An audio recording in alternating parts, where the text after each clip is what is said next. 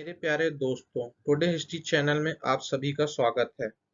आज ही के दिन विश्व एवं भारत के इतिहास में क्या-क्या घटनाएं घटित हुई थी और किन-किन महान लोकप्रिय व्यक्तियों ने जन्म लिया था, उनके बारे में जानेंगे। तो चलिए शुरुआत करते हैं 15 सितंबर से जुड़ी महत्वपूर्ण घटनाओं के बारे में। आज ही के दिन हरी भरी और शांतिपूर्ण दुनिया के निर्माण के लिए प्रतिबद्ध ग्रीन पीस की स्थापना साल 1971 में की गई थी। बात यहाँ ग्रीन पीस की हो रही है तो इसके बारे में जान लेते हैं। ग्रीन पीस पर्यावरण चेतना का विश्वव्यापी आंदोलन है।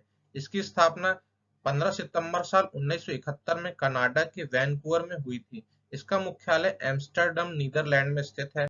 इसका लक्ष्य है अपनी समग्र विविधता में जीवन को पोषित करने के लिए पृथ्वी की क्षमता को सुनिश्चित करना।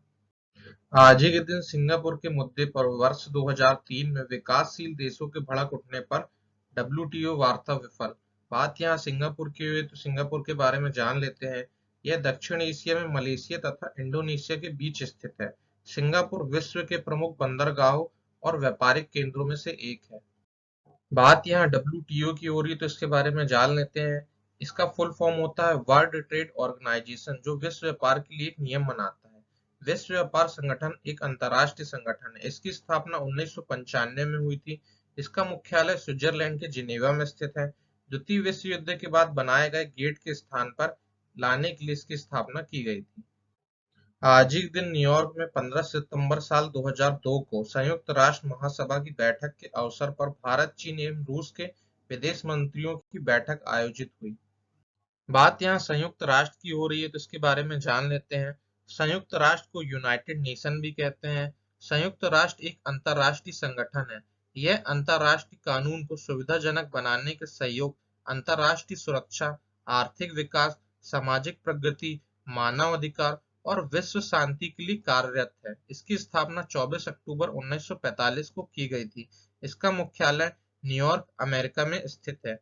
वर्तमान में संयुक्त राष्ट्र के सदस्य 193 सदस्य देश हैं। विश्व के लगभग सारे अंतर्राष्ट्रीय मान्यता प्राप्त देश शामिल हैं। इस संस्था की संरचना में आम सभा, सुरक्षा परिषद, आर्थिक व सामाजिक परिषद, सचिवालय और अंतर्राष्ट्रीय न्यायालय सम्मिलित है। आज ही के दिन सिडनी में 27वें ओलंपिक खेलों का शुभारंभ 15 सितंबर साल 2000 में हुआ। वर्तमान में जापान के टोक्यो में ओलंपिक का 32वां संस्करण संपन्न हुआ है। टोक्यो ओलंपिक में भारत ने कुल 7 मेडल हासिल किए हैं। भारत का स्थान ओलंपिक की पदक तालिका में 48वां स्थान था। आज ही के दिन नेपोलियन के नेतृत्व में 15 सितंबर साल 1812 ईस्वी को फ्रांसीसी सेना रूस के मॉस्को के क्रेमलिन पहुंची। बात यहाँ फ्रांस की हो रही तो फ्रांस के बारे में जान लेते हैं। पश्चिम यूरोप में स्थित एक देश है, किंतु इसका कुछ भूभाग संसार के अन्य भागों में भी है। फ्रांस की राजधानी पेरिस है। क्षेत्रफल की दृष्टि से फ्रांस यूरोप महाद्वीप का सबसे बड़ा देश है। फ्रांस के उत्तर में बेल्जियम, लक्जमबर्ग, पूर्व में जर्मनी, स्विट्जरलैंड, इटली, दक्षिण पश्चिम में स्पेन, पश्चिम में अटलांटिक महासागर, दक्षिण में भूमध्य सागर तथा उत्तर पश्चिम में इंग्लिश चैनल स्थित है। बात यहाँ नेपोलियन बोनापार्ट की हो रही है तो इसके बारे में जान लेते हैं। नेपोलियन बोनापार्ट का जन्म 15 अगस्त 1769 में हुआ था एवं इसकी मृत्यु 5 मई 1821 में हो गई थी।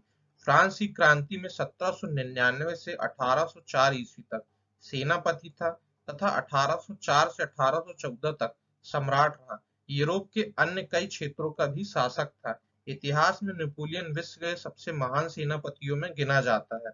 उसने फ्रांस में एक नई विधि संहिता लागू की, जिसे नेपोलियन की संहिता कहा जाता है।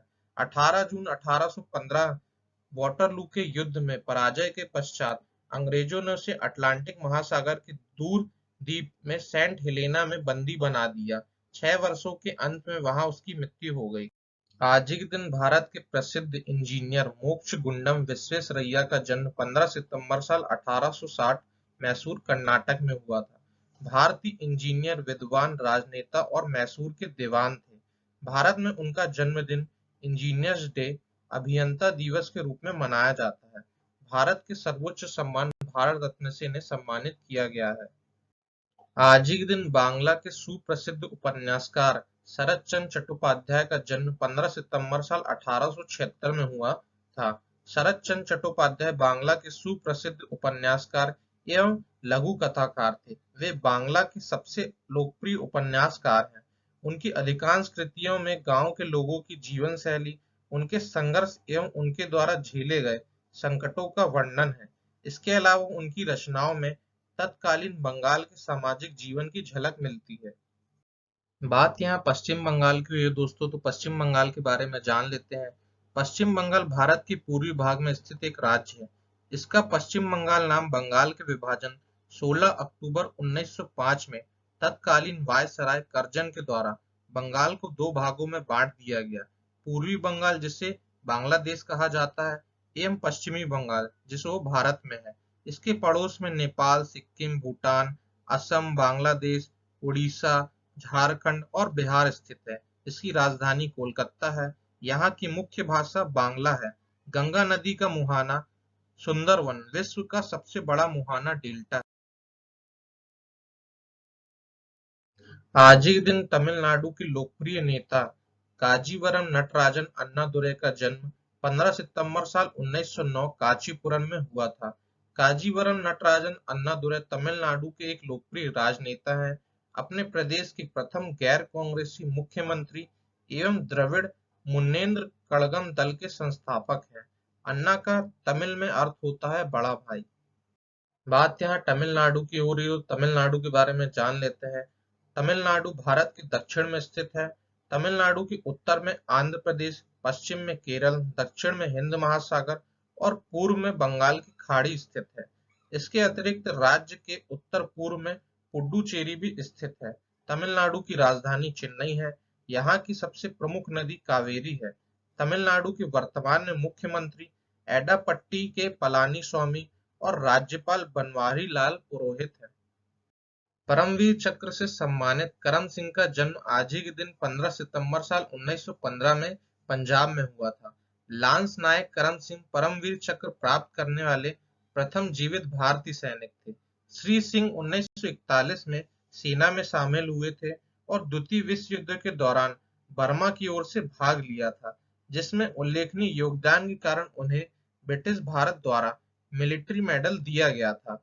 उन्होंने भारत पाकिस्तान युद्ध 1947, जो जम्मू कश्मीर में राजा हरि सिंह के लिए लड़ा गया था, उनके लिए 1948 में परमवीर चक्र से सम्मानित किया गया।